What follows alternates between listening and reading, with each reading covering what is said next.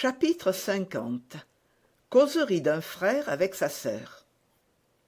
Pendant le temps que lord de Winter mit à fermer la porte, à pousser un volet et à approcher un siège du fauteuil de sa belle-sœur, milady, rêveuse, plongea son regard dans les profondeurs de la possibilité et découvrit toute la trame qu'elle n'avait pas même pu entrevoir, tant qu'elle ignorait en quelles mains elle était tombée. Elle connaissait son beau-frère pour un bon gentilhomme, franc chasseur, joueur intrépide, entreprenant près des femmes, mais d'une force inférieure à la sienne à l'endroit de l'intrigue. Comment avait-il pu découvrir son arrivée, la faire saisir? Pourquoi la retenait-il? Athos lui avait bien dit quelques mots qui prouvaient que la conversation qu'elle avait eue avec le cardinal était tombée dans des oreilles étrangères. Mais elle ne pouvait admettre qu'il eût pu creuser une contre-mine si prompte et si hardie. Elle craignit bien plutôt que ses précédentes opérations en Angleterre n'eussent été découvertes. Buckingham pouvait avoir deviné que c'était elle qui avait coupé les deux ferrets et se venger de cette petite trahison. Mais Buckingham était incapable de se porter à aucun excès contre une femme, surtout si cette femme était censée avoir agi par un sentiment de jalousie. Cette supposition lui parut la plus probable. Il lui sembla qu'on voulait se venger du passé et non aller au-devant de l'avenir. Toutefois, et en tout cas, elle s'applaudit d'être tombée entre les mains de son beau-frère, dont elle comptait avoir bon marché, plutôt qu'entre celles d'un ennemi direct et intelligent. « Oui, causons, mon frère !» dit-elle avec une espèce d'enjouement, décidée qu'elle était à tirer de la conversation, malgré toute la dissimulation que pourrait y apporter lord de Winter, les éclaircissements dont elle avait besoin pour régler sa conduite à venir. « Vous vous êtes donc décidé à revenir en Angleterre, dit lord de Winter, malgré la résolution que vous m'aviez si souvent manifestée à Paris de ne jamais remettre les pieds sur le territoire de la Grande-Bretagne. » Milady répondit à une question par une autre question. « Avant tout, dit-elle, apprenez-moi donc comment vous m'avez fait guetter assez sévèrement pour être d'avance prévenu non seulement de mon arrivée, mais encore du jour, de l'heure et du port où j'arrivais. » Lord de Winter adopta la même tactique que Milady, pensant que, puisque sa belle-sœur l'employait, ce devait être la bonne. « Mais dites-moi vous-même, ma chère sœur, reprit-il, ce que vous venez faire en Angleterre. »« Mais je viens vous voir, reprit Milady, sans savoir combien elle aggravait par cette réponse les soupçons qu'avait fait naître dans l'esprit de son beau-frère la lettre de d'Artagnan, et voulant seulement capter la bienveillance de son auditeur par un mensonge. « Ah, me voir !» dit sournoisement lord de Winter. « Sans doute vous voir. Qu'y a-t-il d'étonnant à cela? Et vous n'avez pas, en venant en Angleterre, d'autre but que de me voir. Non? Ainsi, c'est pour moi seul que vous vous êtes donné la peine de traverser la Manche? Pour vous seul. Peste! Quelle tendresse, ma sœur! Mais ne suis-je pas votre plus proche parente? Demanda Milady du ton de la plus touchante naïveté. Et même ma seule héritière, n'est-ce pas? Dit à son tour lord de Winter, en fixant ses yeux sur ceux de Milady. Quelque puissance qu'elle eût sur elle-même, Milady ne put s'empêcher de tressaillir, et comme, en prononçant les dernières paroles qu'il avait dites, lord de Winter avait posé sa main sur le bras de sa sœur, ce tressaillement ne lui échappa point. En effet, le coup était direct et profond. La première idée qui vint à l'esprit de Milady fut qu'elle avait été trahie par Ketty, et que celle-ci avait raconté au baron cette aversion intéressée dont elle avait imprudemment laissé échapper des marques devant sa suivante. Elle se rappela aussi la sortie furieuse et imprudente qu'elle avait faite contre d'Artagnan lorsqu'il avait sauvé la vie de son beau-frère. Je ne comprends pas, milord, dit-elle pour gagner du temps et faire parler son adversaire. Que voulez-vous dire? Et y a-t-il quelque sens inconnu caché sous vos paroles? Oh, mon Dieu, non, dit lord de Winter avec une apparente bonhomie. Vous avez le désir de me voir et vous venez en Angleterre. J'apprends ce désir, ou plutôt je me doute que vous l'éprouvez, et, afin de vous épargner tous les ennuis d'une arrivée nocturne dans un port, toutes les fatigues d'un débarquement, j'envoie un de mes officiers au-devant de vous. Je mets une voiture à ses ordres, et il vous amène ici dans ce château, dont je suis gouverneur, où je viens tous les jours, et où, pour que notre double désir de nous voir soit satisfait, je vous fais préparer une chambre. Qu'y a-t-il dans tout ce que je dis de plus étonnant que dans ce que vous m'avez dit? Non, ce que je trouve d'étonnant, c'est que vous ayez été prévenu de mon arrivée. C'est cependant la chose la plus simple, ma chère sœur. N'avez-vous pas vu que le capitaine de votre petit bâtiment avait, en entendant la rade, envoyé en avant, et afin d'obtenir son entrée dans le port, un petit canot, porteur de son livre de loch et de son registre d'équipage.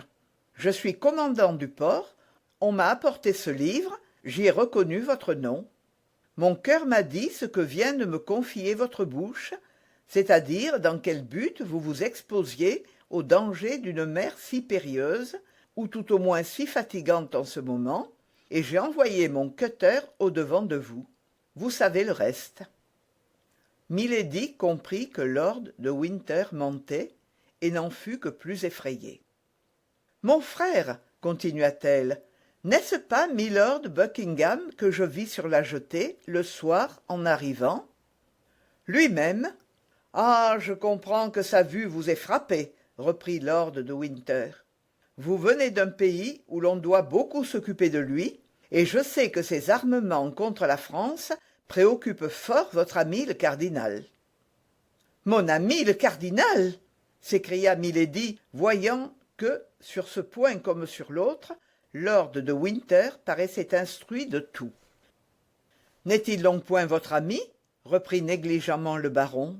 « Ah, pardon, je le croyais, mais nous reviendrons à milord-duc plus tard. Ne nous écartons point du tour sentimental que la conversation avait pris.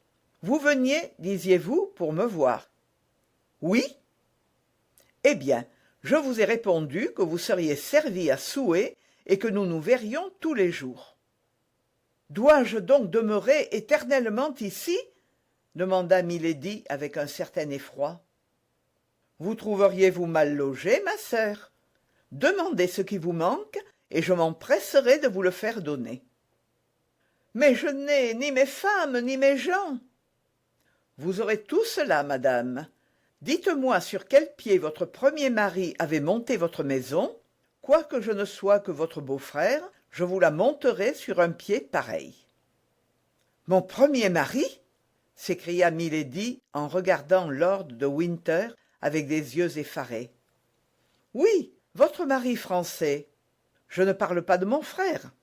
Au reste, si vous l'avez oublié, comme il vit encore, je pourrais lui écrire et il me ferait passer des renseignements à ce sujet. » Une sueur froide perla sur le front de Milady.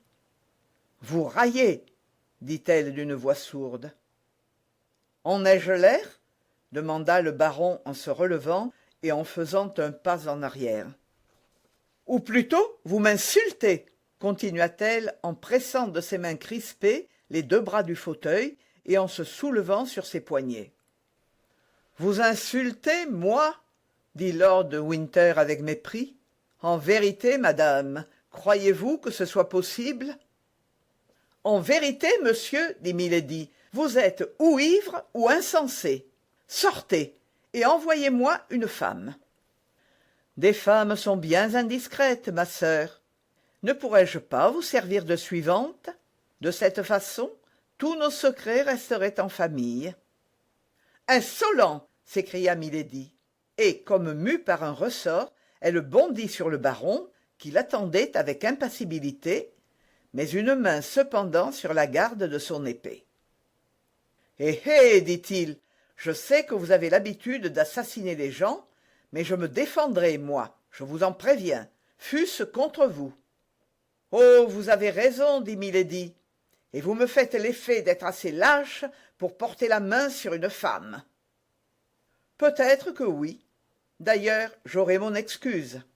Ma main ne serait pas la première main d'homme qui se serait posée sur vous, j'imagine.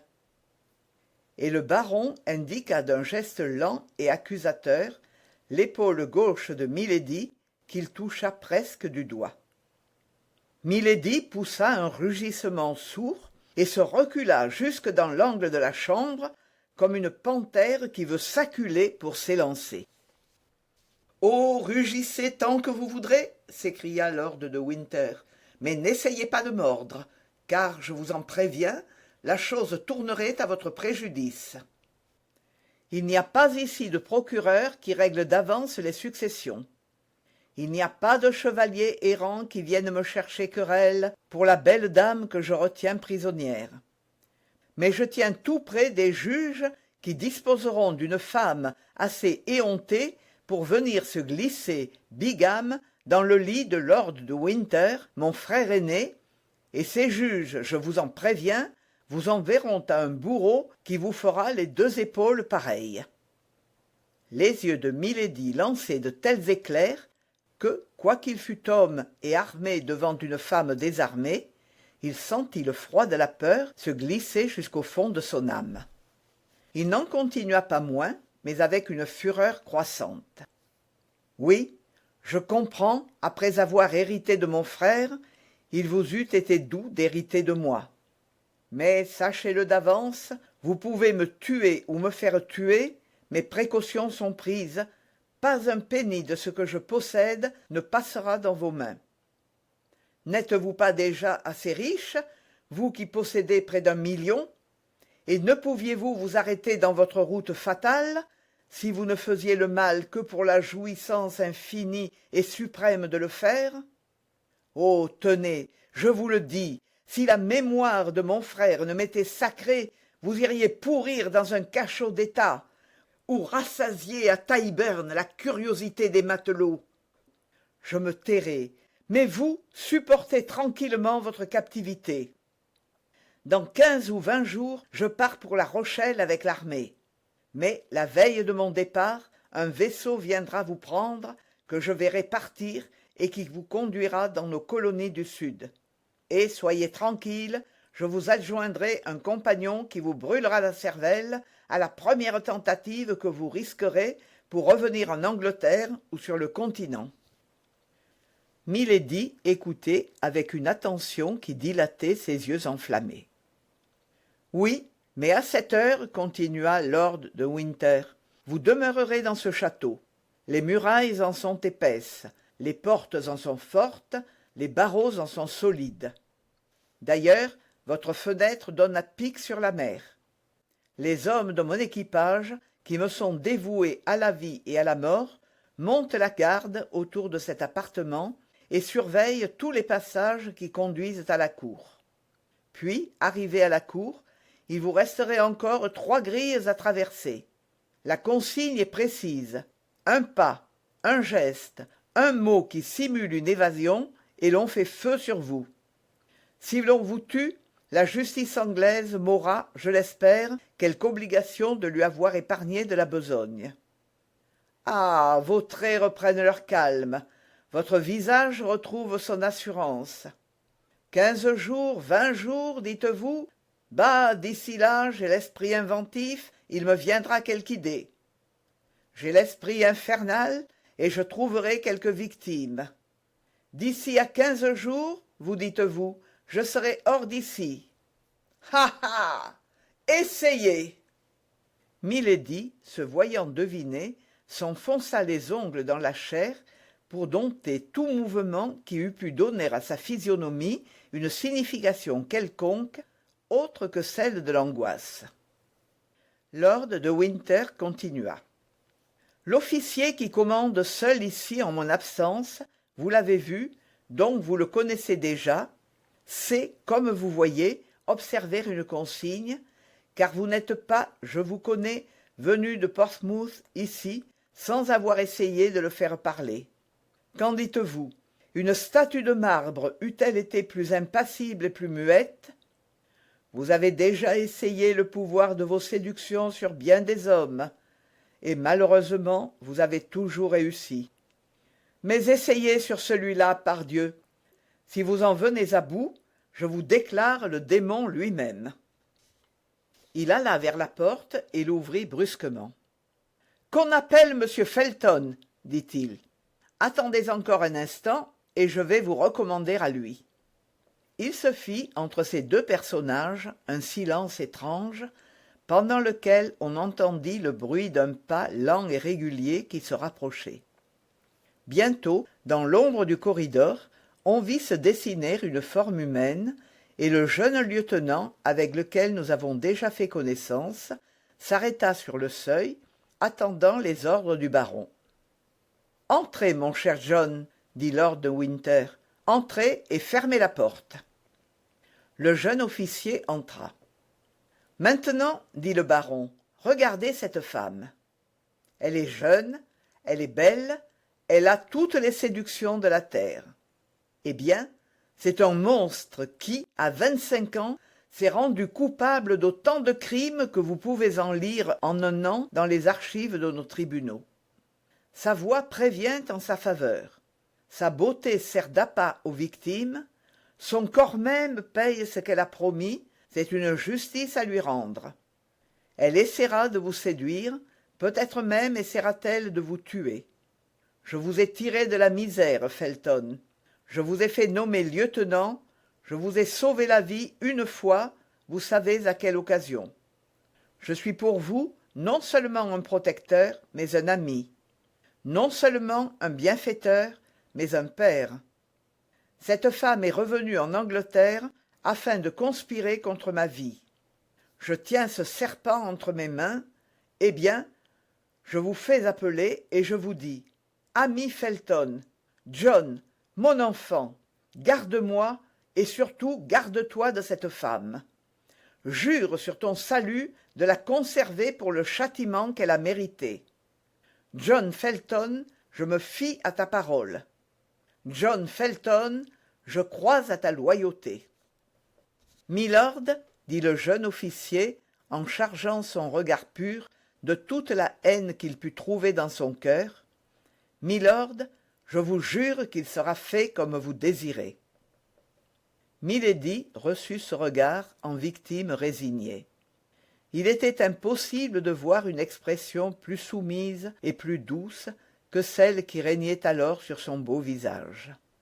À peine si lord de Winter lui-même reconnut la tigresse qu'un instant auparavant il s'apprêtait à combattre.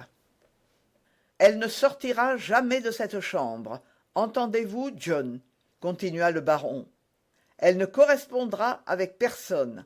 Elle ne parlera qu'à vous, si toutefois vous voulez bien lui faire l'honneur de lui adresser la parole. »« Il suffit, milord, j'ai juré. »« Et maintenant, madame, tâchez de faire la paix avec Dieu, car vous êtes jugée par les hommes. » Milady laissa tomber sa tête, comme si elle se fût sentie écrasée par ce jugement. Lord de Winter sortit, en faisant un geste à Felton, qui sortit derrière lui et ferma la porte. Un instant après, on entendait dans le corridor le pas pesant d'un soldat de marine qui faisait sentinelle, sa hache à la ceinture et son mousquet à la main.